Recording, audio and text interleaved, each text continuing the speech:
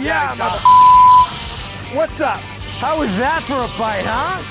Dude, you got a face full of popper and you look gorgeous. I'm Max Dispoto from East Coast Charters. I'm going to walk you through with everything you need to know about tuna popping, from the rod, reel, lines, terminal tackle connections, and what to do on the water when. Starting with the most important piece of tuna popping, we're going to talk about what you want to look for in a tuna popping rod. Tuna popping rod usually varies anywhere from 7 feet to 8.5 feet. And you want this length rod because it gives you casting distance. Everything about tuna popping is being able to reach fish when they're on the surface and covering water when you're blind casting. 7.5 foot, 8 foot rods, even rods over 8 feet, give you this casting distance that you look for. Any rod shorter than that, you're going to put yourself at a disadvantage and you're not going to be able to cover the water and reach the fish when they're on the surface. The rod I have here today is the Shimano Osea Full Throttle. This rod, coming in at 8'3", being a medium heavy action, is the perfect blend for a recreational size bluefin and any size yellowfin that we're going to be targeting here in the Northeast. The 8'3" gives me awesome casting distance. I'm able to blind cast large areas, and when fish come up on the surface just out of reach, this rod usually gives me that extra jump to make it to them. Jumping from the rod to the reel, you're going to need a reel that's durable and reliable enough to catch tuna popping over and over again. These fish are going to put you through tough battles, long fights, and the drag and gears need to hold up against these hard fighting fish. On this setup, I have a 14,000 Shimano Stella SW paired with this rod. Any of the 14,000 size Shimano reels, like the Twin Power SW or the Saragossa SW, will pair with this rod. For myself, it makes sense to go with the Stella because of how much I use it and the amount of abuse that it'll go through in one season. Paired with the medium heavy rod, the 14,000 is what I find to be the perfect balance of enough line, enough drag, and a high gear ratio to do while popping. Sometimes you have to burn a cast in to get a new cast to where the fish showed up, and the 14,000 is the fastest size reel, and which is why I like it on the tuna popping setup.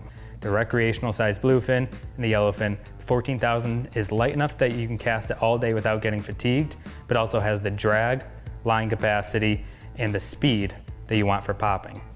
The 14,000 Stella has 53 inches per line per crank, which is super fast. And when sometimes in popping, you're gonna have to burn a cast in to reset a cast where the fish popped up now, and this fast gear ratio is gonna allow you to do that the best you could. On 14,000 size reels, you get about just over 300 yards of 65 pound. I find that this is enough line in most scenarios where you won't have to worry about line capacity, but you also have a high enough braking strength that no matter how much drag you put on this, you won't have to worry about it breaking. On the 14,000 size reel, I pair it with 65 pound Power Pro Depth Hunter.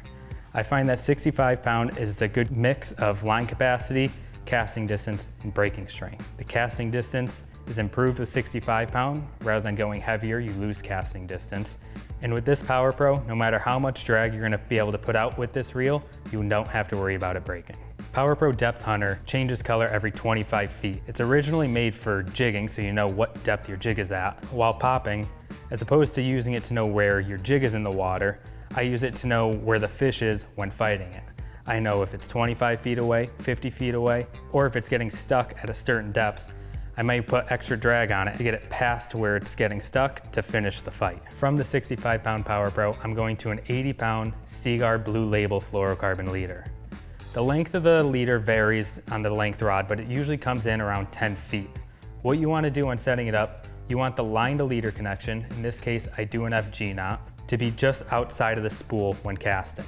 You want your finger on the braid when casting so that the fluorocarbon isn't coming off the spool. If the fluorocarbon is coming off the spool when casting, it's not going to go through the guides nearly as smooth and you're going to limit your casting distance. The FG knot is strong, thin, and what I have the most confidence in when popping tuna. At the end of the leader, I'm attaching a barrel swivel to a split ring to the popper.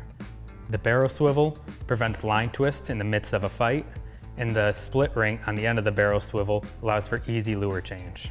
Now choosing which popper to use, there's a ton of options, and the basic things I look for in a tuna popper is anything in the 5 to 8 inch range depending on the size fish or the conditions. Sometimes when popping, the fish will be 40 or even 50 feet down, so you need something that will catch their attention, creating a big splash with the right shaped cup, but also looking natural and not skipping out of the water. My go-to popper is the Shimano Osea Bomb Dip. This popper comes in at 6.5 inches and has all the characteristics I look for in a popper. When popping in rough conditions, this popper is heavy enough that it stays to the water while still creating enough splash with the right shaped cup. A couple features of this popper is flash boost. It's a metal plate held by 2 springs that's constantly shimmering even when the popper is still. Another feature is jet boost. Jet boost is an internal weight shift system that allows for great casting distance. When casting, the weight shifts to the back and lets the popper fly through the air aerodynamically, giving you the maximum casting distance possible. In the top of the popper cup is a bubble chamber that leaves a bubble trail every time it's swept, giving the fish something else to key in on and target the bait. A common mistake when popping for tuna is being too aggressive. With the adrenaline pumping of seeing fish on the surface or the anticipation of knowing a tuna could come up and hit your popper at any second, anglers tend to overwork the popper, causing an unnatural presentation. It's important to be calm and give a natural presentation with slow sweeps of the rod with a pause in between.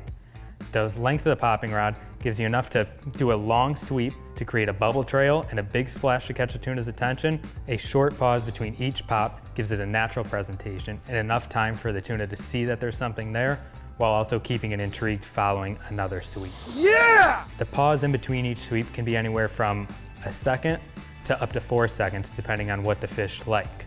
If they're aggressive, feeding on top, sometimes a shorter pause is better to keep them keyed in.